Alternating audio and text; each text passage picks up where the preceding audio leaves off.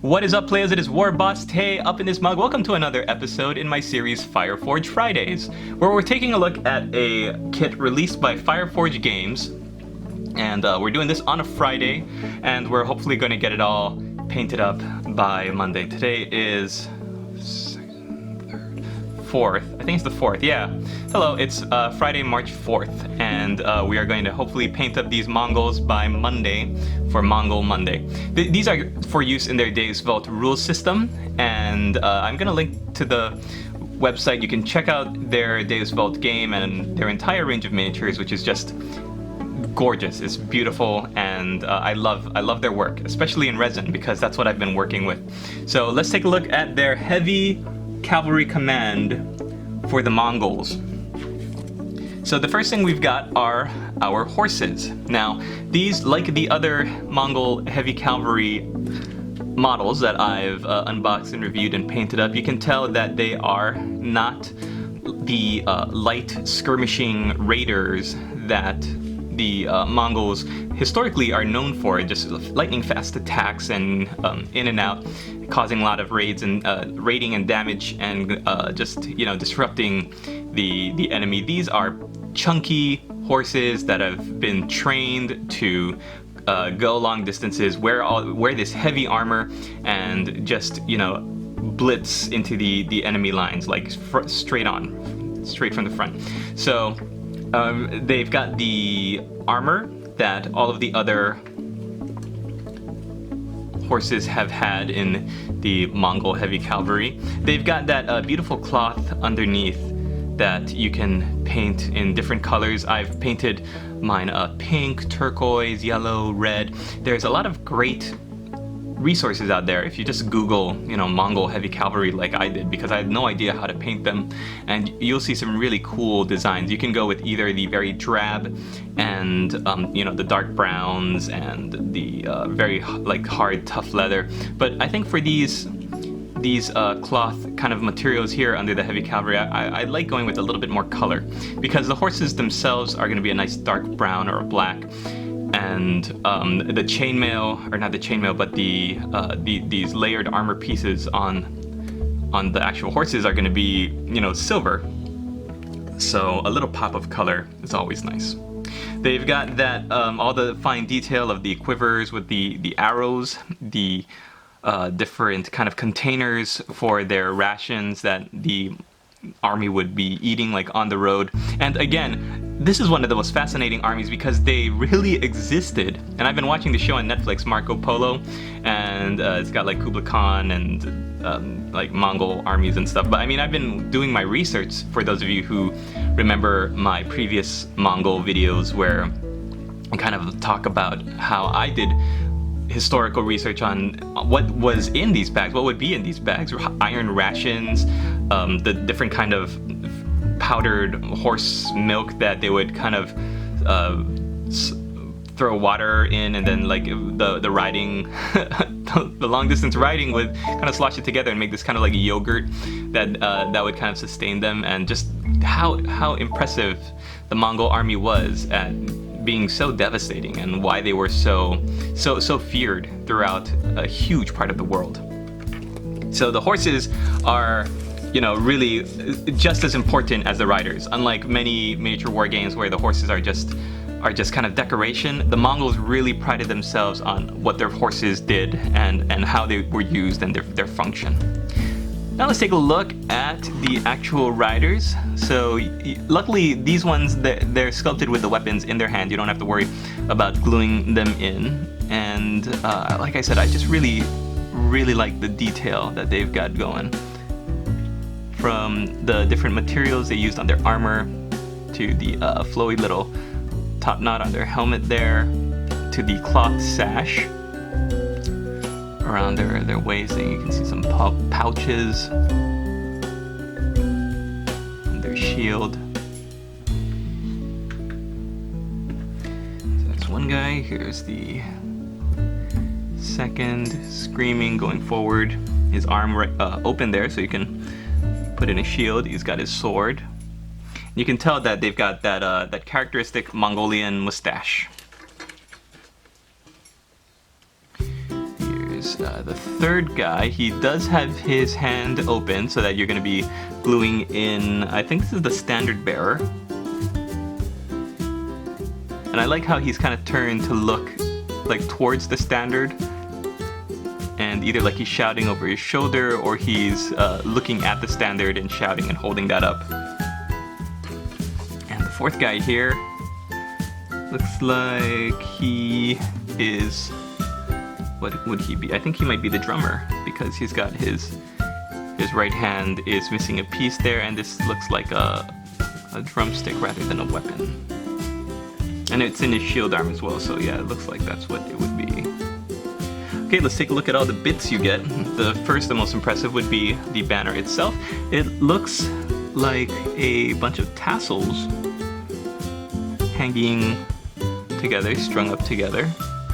And it looks like it would be in wood, like a hard wood, I think, because it's kind of shaved off at the tip there. I'm gonna have to look at some historical pictures for reference, maybe.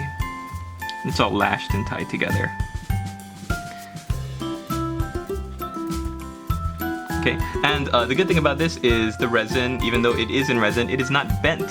And for those of you who've seen my experiences with resin-like material being not of the best quality, this is a great treat for me to see resin that is nice and straight.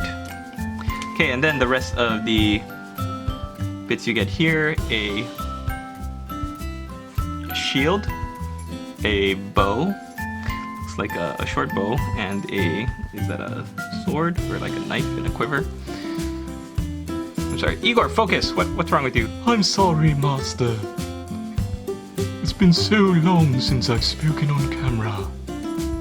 Alright, let's focus there. I like the trim on the quiver because you can paint in the cloth in the center there, a nice design. That trim is like a nice texture to break up the different textures of the quiver, so it's really nice. It's so well sculpted too. Like, they could have just gone with a straight line, but the fact that Fireforge sculptors, they went with that kind of wavy texture there is a real treat. Okay, and finally, yeah, this looks like, oh, it's two drums. Sorry, two drums here. You've got like a little connecting piece, because this one's got a hole in the center, and this one's got a little connecting piece to it. And oh, okay, so he's not holding the drum, he's drumming with two hands, our guy is, and I guess the drums are going to sit across. Okay, I see where the drums go. So that, his right hand is gonna go right into there, and the drums themselves are gonna sit right here in his lap. That is very cool. That's very clever. That means that he's not like holding a drum with one hand and banging it while he's riding his horse. He's got two hands up in the air, banging the Congo drums and riding forward at the same time. One last thing I want to talk about before I get into building these models is the direction and the motion, the movement, sense of movement with the horses, because I think that's really important. You've got horses that are sculpted to look like they're just kind of trotting or cantering forward, and you've got horses that look like they're charging full out. So that's going to affect my decision as a modeler. I think that is an important thing to keep in mind, is that I look for the horses that are going at a full gallop, like this one, for example, because its legs are bent. You can tell its head is a little bit more forward, and it's like really charging forward. This one seems to be like going at a little bit more of a oh yeah, he looks like he could be galloping forward. And this one obviously looks like he's just kind of trotting, because he's kind of upright. He's like aerodynamically not leaning forward and galloping really fast. His legs are nice and straight. And this one looks like he's galloping. He's like at a little bit of a gallop. So I think what that means is, when I'm putting these together, I'm gonna think, okay, which guy looks like he would be at that full gallop? Obviously, this gentleman here with the sword up and his mouth open, screaming "charge," wouldn't be on this comfortably cantering and just like very leisurely moving forward horse, right? We'd find the horse that looks like it's in the full-on charge motion right there. Boom. So that's gonna kind of dictate how I build my models, and I hope that little tip helps those of you who are modeling, not just to throw any random guy on a random horse, but to actually think about which rider would look the most, I guess, comfortable and aesthetically pleasing on which horse. All right, I'm gonna go build these, and I'm really excited. We'll come back when they are all done. Alright players, I'm back, and here are our finished built-up Mongol Heavy Cavalry Command models. I had a great time gluing them up. There was very small, minimal amount of flash and mold lines, very easily cleaned off. The mold lines you can easily scrape off with the back of your hobby knife, and the flash was just, it came off very, very easily using one of my paintbrushes. I just kind of moved the bristles in and around the areas like in between here and the standard. There was a little bit of flash in there, so they got cleaned out very, very simply, and I put them on these two separate bases. I decided to put the standard and the champion on one because I figured that of every model in a unit, they would be the last to be removed, so I like to keep them all together. And I have my musician on one over here on the left, and then the other guy in the squad over here. He can also count as the champion if they, depending on, you know, I'm not sure if the rules say that the standard is the last one left or the champion, but I decided to give myself some options. That way this guy could act as a champion if they take the standard and I have to remove everybody except one guy, then he's right there. And you can see I put Barry the Salamander, Barry the Clueless Salamander, in for scale. And I'm gonna call him that because he's always kind of just stuck in the center of things, and he's just kind of looking around like, where am I? But we're just using you for scale purposes there, Barry, so it's all good. Alright, I hope you guys enjoyed this look at the Mongol Heavy Cavalry Command. I realized that this weekend I'm going to have a lot on my plate. I don't think I'm going to be able to get to them, but maybe I can take the week to paint them up, and we can have a Mongol Mondays with the finished result next week. What I might actually do even is to do maybe a painting guide or a full-on tutorial if I can get everything set up with possibly this guide here, so that you can see how I paint all of my Mongol Heavy Cavalry dudes, because it's a very simple color scheme, very easy to put on, and I'm sure that if you're interested in it, then hopefully it'll be of some use to you. Alright, thanks for watching everybody. Leave a comment down below, let me know what you think. I really, like I said, I really dig these miniatures from Fireforge Games. The Mongol army is one that is not often seen represented in miniature form, because they are different from your standard Crusade era knights and you know, all the other miniatures you see from that era represented in 28mm form. So it's good to see that Fireforge is taking this army that was so devastating in real life and representing them on the tabletop very well, I think. I mean, just look at how dynamic the champion next to the standard bearer is over there, and the musician looks really good. Also, if you're wondering, the drums did not actually go into each other like they thought.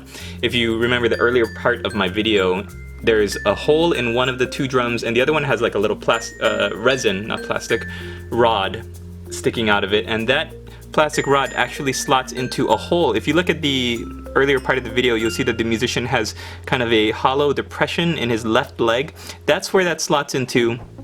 The hole on the right leg slots into, there's a piece of resin coming out of the guy on his right leg, so you just slot that drum into there, and other than that, it's very, very simple to put together. I had a lot of fun putting these guys together and kind of matching them with their steeds and putting them, arranging them on their base. If we take Barry out of there, ideally, I would think that the unit would look something like this. So you've got your standard right in the center, and your champion next to the standard, your musician on the end, and then your other guy over there. Alright, thanks for watching everybody. I hope you enjoyed this look. Fireforge, this is again Fireforge Games for their Deus Vult rule system. The kit is the Mongol Heavy Cavalry Command. and I will provide a link down at the bottom. So yeah, go over, check it out, and check out their entire range of miniatures. They're absolutely great. Thanks for watching. Laters!